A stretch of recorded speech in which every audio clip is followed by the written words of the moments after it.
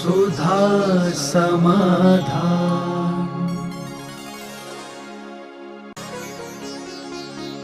नमोस्तु गुरुदेव। कुछ लोग उत्साह में आकर गुरु बना लेते हैं, बाद में गुरु की आज्ञा नहीं मानते और गुरु बदलने लगते हैं। हम गुरु का चयन कैसे करें? देखो, गुरु कीजिए जान के, पानी पीजिए छान के। गुरु जान करके करो, अच्छी तरह परख के करो। और जब गुरु बना लिया है, बन गए हो, बना लिया है, फिर उसके बाद फिर विचार मत करो। उनकी जो भी आज्ञा है उस आज्ञा को पालन करना ही धर्म होना चाहिए, कर्तव्य होना चाहिए। अब वो आज्ञा कितनी भी कठिन हो सकती है, विपरीत भी हो सकती है, टेक टू ऑर्डर। गुरु है तो उनकी आज्ञा का पालन करना ही पड़ेगा, करना ही चाहिए। वहाँ पर कठिनाई आएंगी। हमारे यहाँ लिखा है, संस्कृत में एक कातंत्र रूपमाला है, उसमें लिखा है गुरु शत्रुवत आगम मित्रवत। एक गुरु का आदेश होता है संस्कृत में, तो शत्रु के समान बैठता है। वो बैठ जाए तो उस शब्द का अर्थ ही बदल जाता है। तो गुरु जो है शत्रु के समान होते हैं। जैसे शत्रु अपनी इच्छा के अनुसार नहीं चलता, इसी प्रकार गुरु हमारी इच्छा के अनुसार नहीं चलेंगे, हमें उनकी इच्छा के अनुसार चलना पड़ेगा, तभी गुरु है। गुरु को अपनी इच्छा के अनुसार चलाना बहुत बड़ा दोष है। जैसे डॉक्टर को अपने अनुसार दवाई लिखाना, डॉक्टर के अनुसार दवाई लिखाएंगे तो कल्याण है, कि मरीज अपने अनुसार दवाई लिखाएगा तो कल्याण है। अब वो दवाई कठिन भी हो सकती है, कड़वी भी हो सकती है, उस ऑपरेशन में दर्द भी हो सकता है, उस ऑपरेशन में मौत भी हो सकती है। बहुत बड़ी चीज़ है। ऑपरेशन डॉक्टर के अनुसार चलना पड़ेगा। अब डॉक्टर जो बता रहा है उसमें मौत हो सकती है कि नहीं, उसमें वेदना हो सकती है कि नहीं, जीवन खतरे में पड़ सकता है कि नहीं, फिर भी उपाय क्या है? समर्पण। आपको जाना ही पड़ेगा। आपको नियम में मालूम है कि मौत हो सकती है, कोई उपाय नहीं है, डॉक्टर को मरीज सौंपना ही पड़ेगा। बस इसी प्रकार गुरु हैं, कठिन आदेश दे सकते हैं। ऐसा आदेश दे दें कि मौत भी हो सकती है, ऐसा आदेश दे दें कि तुम्हें बहुत कठिनाई हो सकती है, ऐसा आदेश दे दें कि तुम्हारे पसीना पसीना हो सकते हो, तो भी मानना ही पड़ेगा। टेक टू ऑर्डर, कोई दूसरा उपाय नहीं है। क्योंकि डॉक्टर और गुरु को अपने अनुसार नहीं चलाया जाता, उनके अनुसार चलाने में ही भलाई है, भला है, यही नीति है। इसलिए गुरु को शत्रुवत, गुरु का आदेश शत्रु के समान लगता है, लेकिन वो शत्रु है नहीं, वो तो परम उपकारी हैं। शायद उसी कठिनाई में हमारी जिंदगी का कोई बहुत अच्छा पुरस्कार छुपा है। वो रहस्य हमें बाद में पता चलता है। जिस क्लास के टीचर ज़्यादा मारते पीटते हैं ना, तो बच्चों को बहुत बुरा लगता है, बहुत बुरा लगता है। और जिस क्लास के टीचर नहीं मारते हैं, सारे बच्चे उनको बहुत पसंद करते हैं। लेकिन जब बड़े हो करके उस क्लास के टीचर कलेक्टर बनते हैं और जिसमें मार नहीं पड़ती थी उसके क्लर्क बनते हैं, तब याद आती है हम मास्टर की बदौलत हैं जो कलेक्टर बन गए। गुरुजी मारे धम्म धम्म, विद्या आवे छम छम, ऐसा मानना चाहिए। नमोस्तु गुरुदेव। गणधर परमेष्ठी के बारे में कृपया विस्तार से समझाएं। कुछ लोग बोलते हैं कि हम इसे झेलते हैं, ऐसा क्यों? गणधर परमेष्ठी जो हैं, मूल रूप से गुणों की अपेक्षा देखा जाए तो उपाध्याय परमेष्ठी में आते हैं। जो 25 मूल गुण उपाध्याय परमेष्ठी के कहे हैं, उनमें तो वो स्पष्ट रूप से आते हैं 25 गुण हुए। चूँकि वो दूसरों को भी आचार संस्कार देते हैं, इसलिए उनको आचार्य परमेष्ठी में भी लेते हैं। यानी वो यूँ मानना चाहिए, गणधर परमेष्ठी को आप जिस एंगल से देखोगे, वह 3 परमेष्ठियों में से तीनों एंगल उनके पास हैं। तीनों एंगल है। आचार्य परमेष्ठी के देखोगे तो आचार संहिता का प्रचार करते हैं, उपदेश देते हैं। लेकिन स्पष्ट रूप से यदि पूछो तो उपाध्याय परमिष्ठी तो वो 100% हैं ही, क्योंकि उनके पास द्वादशांग का पूरा ज्ञान होता है। अब चूंकि हम उनको उपाध्याय और आचार्य परमिष्ठी मात्र द्वादशांग के ज्ञान होने से नहीं माने जाते, क्योंकि ये उपाधि है, ये उपाधि कहलाती है, ये प्रकट नहीं होती, ये दी जाती है। द्वादशांग का ज्ञान दिया नहीं जाता, वो प्रकट होता है। जो द्वादशांग के ज्ञाता हों वे सब उपाध्याय हों, ऐसा कोई नियम नहीं है। इसलिए हम उनको उपाध्याय भी नहीं कह सकते, क्योंकि उनको उपाध्याय की उपाधि प्रकट नहीं हुई। गणधर परमेष्ठी पद प्रकट हुआ है, उपाध्याय पद दिया जाता है, आचार्य पद दिया जाता है, और मुनि पद दिया नहीं जाता, लिया जाता है। 3 पद हैं। मुनि पद क्या होता है? लिया जाता है। उपाध्याय पद लिया नहीं जाता, दिया जाता है। आचार्य पद लिया नहीं जाता, वो दिया जाता है।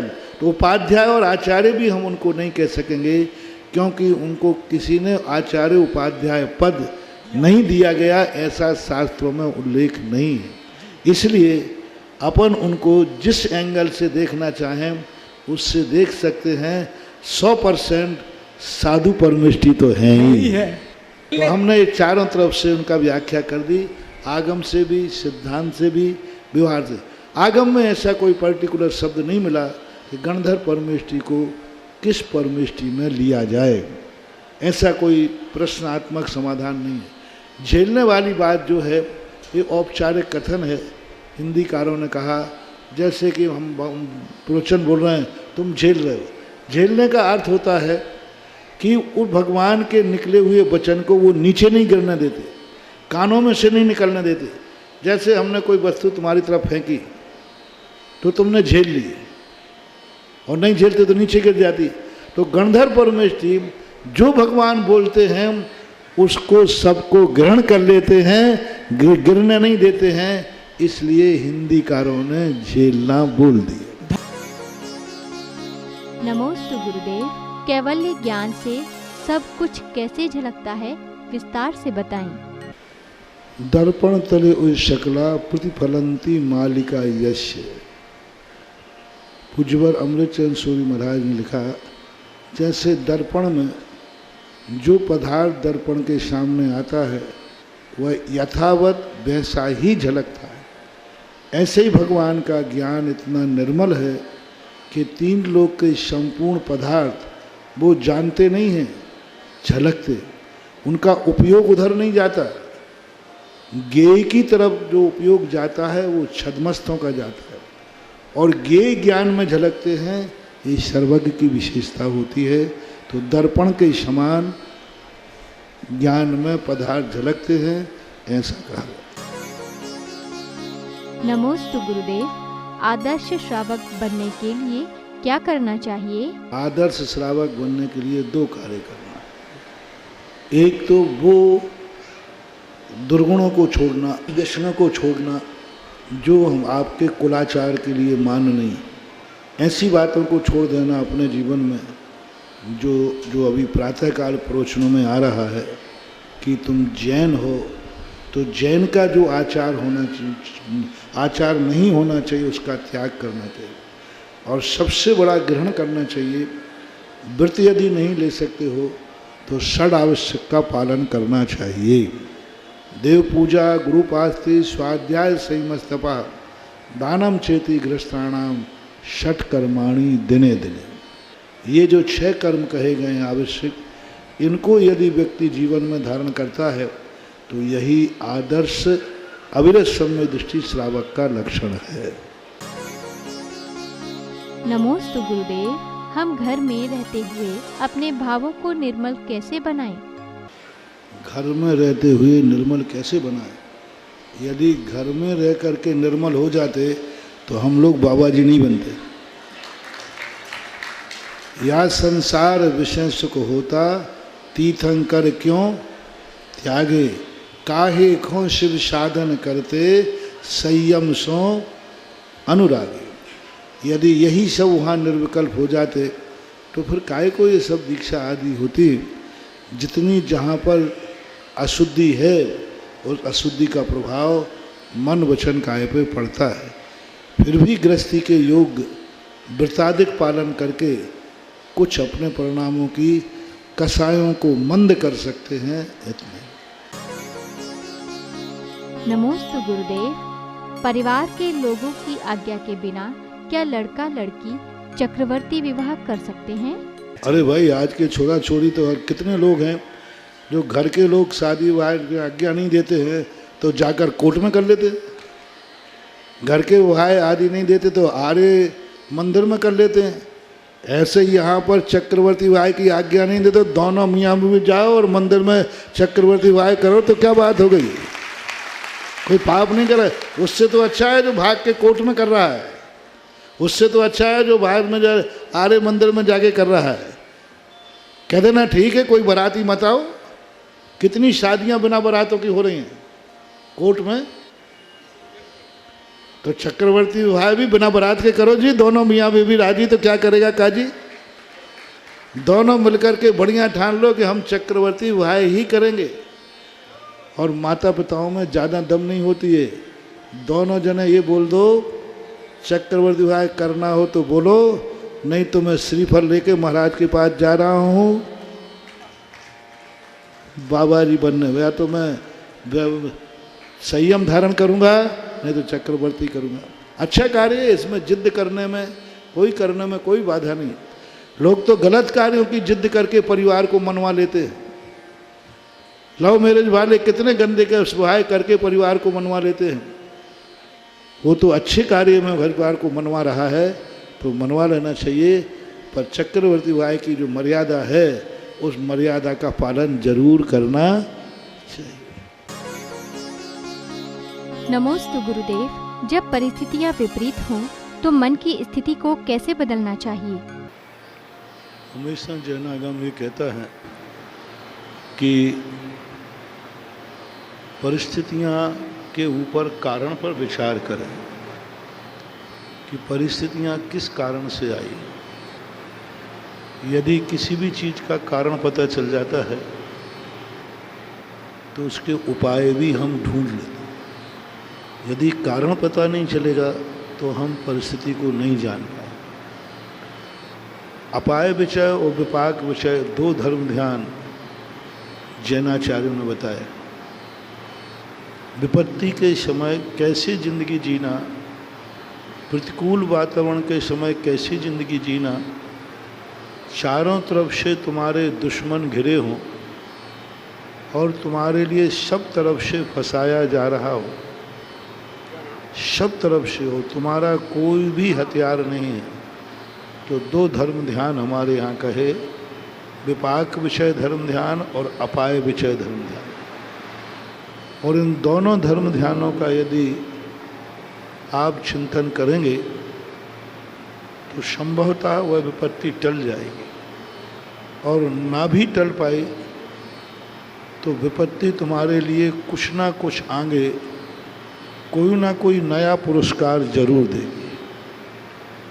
वो विपत्ति से आप जूझोगे, लेकिन जैसे ही विपत्ति दूर होगी आपको कुछ नई उपलब्धि होगी, नया सोच होगा, नया प्रकाश मिलेगा, नया प्रकाश मिलेगा, नई दुनिया मिलेगी, नया कुछ करने को मिलेगा। ये धर्म ध्यानों की स्थिति बनती है। और दूसरी बात है कि प्रतिकूल परिस्थितियों को हमेशा एक शक्ति मिलती है, विल पावर मिलता है। हमेशा अपने प्रतिकूल परिस्थिति को साहस से जीतो, आत्मा की शक्ति जागती है। आपने मंदिरों में देखा होगा, मंदिरों में अच्छे मुनिराजों के उनके चित्र नहीं बनाए जाते जिन पर कोई संकट नहीं आया। तीर्थंकरों में उन तीर्थंकरों की कोई ज़्यादा पूजा नहीं करता जिन पर कोई संकट नहीं आया, विपरीत परिस्थिति नहीं आई। कोई नहीं करता। ठीक है, 24 तीर्थंकर हैं, पुरुषदंत भगवान हैं, श्रीयांशनाथ भगवान हैं, ठीक है, हैं, नमोस्तु, लेकिन उनकी प्रति नहीं है। उनको ज़्यादा ध्यान करता है जिसमें सबसे ज़्यादा संकट आए, पारसनाथ। उनके चित्र बनाए जाते हैं जिनको शेरनी खा रही है, घानी में पेला जा रहा है। उन सतियों के चित्र नहीं बनाए, उन सतियों की कथाएं नहीं लिखी जिनके जीवन में कोई संकट नहीं आए। ऐसी भी सतियां हुई हैं जिनके जीवन में कोई संकट नहीं आए, लेकिन उनका नामो निशान नहीं, कोई नाम भी नहीं लेता। अच्छे साधु हुए हैं जिन पर कोई संकट नहीं आए, कोई संकट नहीं, ध्यान में बैठे मोक्ष ले गए, कोई नाम नहीं लेता। लेकिन उन सतियों पर कथा लिखी गई जिनको महा कष्ट आए, प्रतिकूल परिस्थितियाँ आई। क्यों बनाए जाते इस चित्रों को? ऐसे चीज़ों के चिंतन करने हमारी खोई हुई शक्ति जागती है।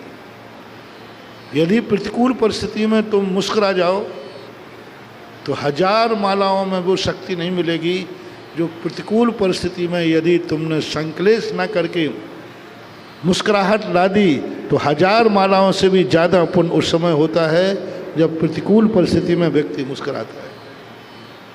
प्रतिकूल परिस्थितियों को सामना करना सीखो। प्रतिकूल भागो मत, प्रतिकूल परिस्थिति को आने दो, कुछ नहीं बिगाड़ पाएंगे वो। बस अपने पास सत्यता होना चाहिए, अपने पास धर्म होना चाहिए, तो इस प्रकार का चिंतन करना चाहिए।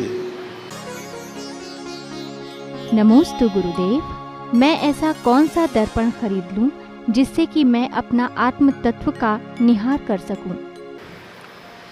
इसी के लिए तो स्वाध्याय किया जाता है, इसी के लिए तो गुरु उपदेश देते हैं। देव, शास्त्र, गुरु ही तो तीनों दर्पण हैं। जिस दर्पण से हमें अपनी औकात पता चलती है, हमें अपने आत्मा के स्वरूप पता चलता है। तो स्वाध्याय से, तत्व चिंतन से, गुरु के उपदेशों से हमें अपनी जिंदगी का दर्पण पता चलता है कि हमारी जिंदगी क्या है। नमोस्तु गुरुदेव। मिथ्यात्व को छोड़े बिना और सम्यक दर्शन प्राप्त किए बिना क्या हमें सम्यक चारित्र एवं सम्यक ज्ञान की प्राप्ति हो सकती है? नहीं हो सकती। उसको सम्यक चारित्र नहीं कहते, सम्यक ज्ञान नहीं कहते। चारित्र तो आ जाएगा, स्वर्ग तक तो ले जाएगा, 9वें ग्रेविक तक चले जाओगे, अभव भी चला जाता है, लेकिन उससे क्या होगा? कुछ दिन के लिए सुख भोग करके पुनः नीचे आ जाओ।